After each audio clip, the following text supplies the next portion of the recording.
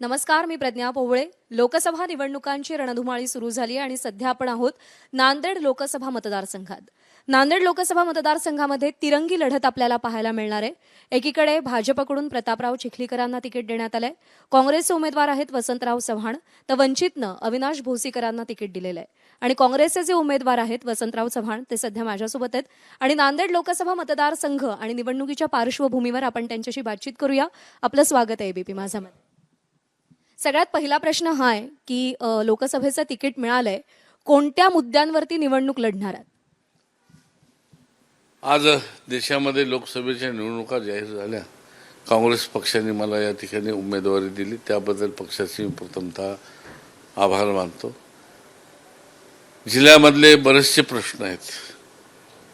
आज जिल्ह्यापुरतं बोलायचं जर झालं तर ह्या जिल्ह्यामध्ये मागच्या 5 वर्षामध्ये जे काही मागच्या सरकारने जाहीर केलेलं होतं, सुशिक्षित बेकारांना नोकऱ्या देऊ,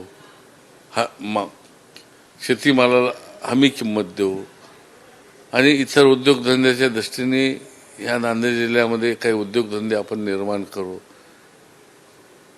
सर्वसामान्य शेतमजुराच्या हाताला काम नाही, हे जे मुद्दे आहेत. आणि सध्या वाढलेली महागाई जर बघितली आपण तर सर्वसामान्य या महागाईमधून भाजून निघतो. ह्या मुद्द्यासाठी आम्हाला न्याय मिळण्यासाठी ही निवडणूक मी उभा टाकलेली आहे. असे की 2019च्या लोकसभा निवडणुकांमध्ये प्रतापराव चिखलीकरांनी अशोकराव चव्हाणांचा पराभव केला आणि ते जायंट किलर ठरले. त्यांना दुसऱ्यांदा तिकीट दिलं जात आहे. त्यांचा सामना कसा करणार आहे? मागच्या निवडणुकीमध्ये लोकांनी अशोकराव चव्हाणांचा पराभव केला, प्रतापरावला निवडून दिलं. आता लोक निवडणुकीतून जो काही निर्णय घेतला, लोकशाहीमध्ये लोकांनी घेतलेला निर्णय आपल्याला मान्य करावा लागणार आहे. आता या निवडणुकीमध्ये दोघं एकत्र आले, जरी लोक एकत्र आले, अशोकराव जरी गेले तरी सर्वसामान्य काँग्रेस पक्षाचा कार्यकर्ता आज जाग्यावर आहे आणि तो काँग्रेस पक्षाला मतदान करणार. नाही, पण असं आहे की अशोकराव चव्हाण भाजपमध्ये गेल्यानंतर आजी आमदार जात आहेत, नगरपंचायत समितीचे सदस्य जात आहेत, कार्यकर्ते जात आहेत, हेही चित्र इथे दिसून येतं आहे. त्यांचे जे काही चाहणारी माणसं आहेत, चाहते माणसं आहेत, जे त्यांचा संबंध असेल ते गेले. पण आज सर्वसामान्य मतदार हा माझ्या मागे आहे, काँग्रेस पक्षाच्या मागे आहे. पदाधिकारी गेले असतील तो भाग वेगळा. आणि आता असं आहे की भाजपमध्ये गेल्यानंतर नांदेड लोकसभा मतदारसंघात भाजपचा उमेदवार निवडून आणणं ही जबाबदारी नाही म्हटलं तरी अशोकराव चव्हाणांच्या खांद्यावरती आहे. हायकमांडची मर्जी राखणं, आपली प्रतिष्ठा राखणं आणि नांदेडवरचं आपलं वर्चस्व सिद्ध करणं, अशा 3 आव्हानांमुळे अशोकराव चव्हाण इकडे पूर्ण आपली ताकद उतरवतील यात काही संशय नाहीये. त्याचा सामना कसा करणार आहे? ते नेते आहेत, त्यांच्यावर जबाबदारी टाकली. आज नाही, 70 वर्षापासूनची परंपरा या नांदेड जिल्ह्याला कैलासवासी शंकरराव चव्हाणापासून लाभलेली आहे. आणि आजपर्यंत ज्या काही निवडणुका झाल्या, काही मोजक्या सोडल्या, तर या जिल्ह्यामध्ये काँग्रेस पक्षाचंच प्राबल्य राहिलेलं आहे.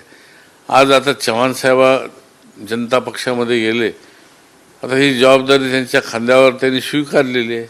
आता उद्या लोक काय न्याय देतील काय नाही, उद्याच्या निवडणुकीमध्ये मतदानावर दिसून येईल आपल्याला ही गोष्ट. अच्छा, असं आहे की 2019 मध्ये नांदेड उत्तर, नांदेड दक्षिण आणि भोकर या 3 विधानसभा मतदारसंघामधून अशोक चव्हाणांना लीड मिळाली होती आणि उरलेल्या 3 लोकसभा मतदारसंघामध्ये प्रतापराव चिखलीकरांना लीड मिळाली होती. आता अनेकांचं असं म्हणणं आहे की या निवडणुकांमध्ये प्रतापराव चिखलीकरांना मिळालेली मतं तर त्यांच्यासोबत असतीलच, त्याच्यासोबत अशोकराव चव्हाणांची मतं पण चिखलीकरांसोबत जातील. हा लोकांचा अंदाज आहे. 5 वर्षे गेल्यानंतर लोक विसरून जातात. उद्या काय करायचं होतं, लोक मतदार हे न्याय ठरविणारच आहेत.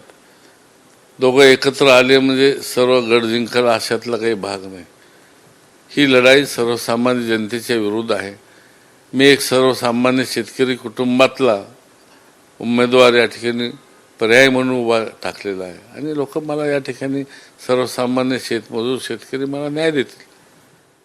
जिथे तुम्ही सर्वसामान्य शेतकरी मजूर वर्गाचा पाठिंबा मिळेल असं म्हणताय, पण त्याच्यासोबत अनेकांचं असं म्हणणं आहे की शहरी भागामध्ये तुमचं तेवढं प्राबल्य नाही. शहरी भागामध्ये आपण मागच्या निवडणुकीत बोललं, या शहरामध्ये काँग्रेसला जास्तीचं मतदान झालं. दक्षिणमध्ये झालं, उत्तरमध्ये झालं, आणि आजही तोच मतदार आहे. आणि या ठिकाणी शहरी भाग हा साबित राहणार आहे काँग्रेसच्या पाठीशी. वंचितनं इकडे उमेदवार दिलेला आहे. अविनाश भोसीकर इथले उमेदवार आहेत. 2019 मध्ये चर्चा अशी होती की जर वंचितने यशपाल भिंगेंना उमेदवारी दिली नसती तर कदाचित अशोकराव चव्हाण इकडे निवडून आले असते. हा पॅटर्न यावर्षी सुद्धा रिपीट होईल, कंटिन्यू होईल? मागच्या निवडणुकीमध्ये वंचितनी ह्या नांदेड जिल्ह्यामध्ये प्रयोग केला. त्या ठिकाणी जवळपास 1,60,000 मतं वंचितने घेतली. पण त्यावेळेची परिस्थिती वेगळी होती, आजची परिस्थिती वेगळी आहे. आज लोकांना समजून चुकलं की आपलं मत कोणाला द्यायचं, आपलं वाया घालायचं नाही. जर दिलेलं मत वाया जात असेल तर लोक वंचितकडे जाणार नाहीत, खरी परिस्थिती आहे. आणि वंचितचा इफेक्ट मागे जेवढा झाला तेवढा ह्यावेळेस होणार नाही अशी माझी खात्री. म्हणजे वंचितचा फटका काँग्रेसला बसणार नाही?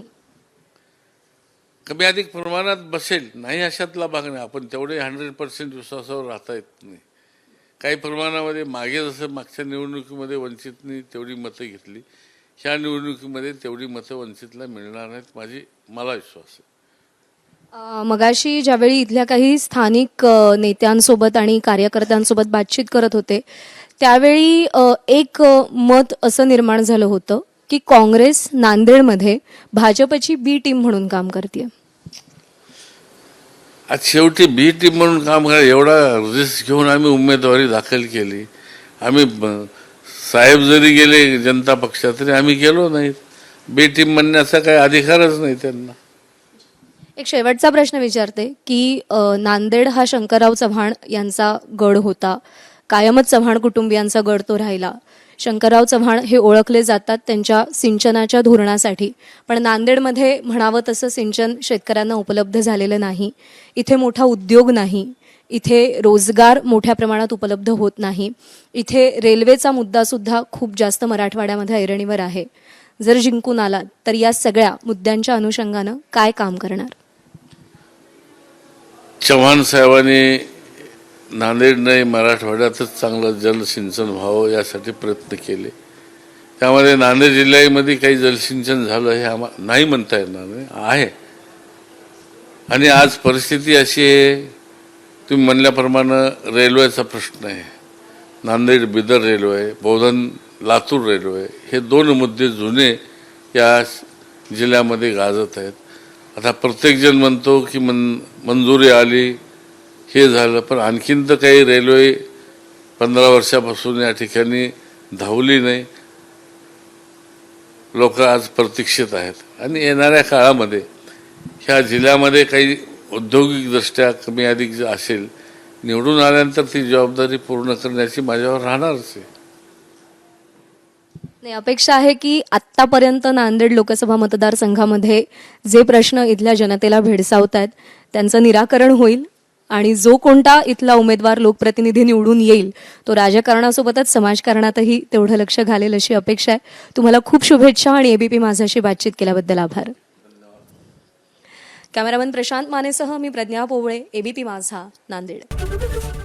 एबीपी माझा, उघडा डोळे बघा नीट.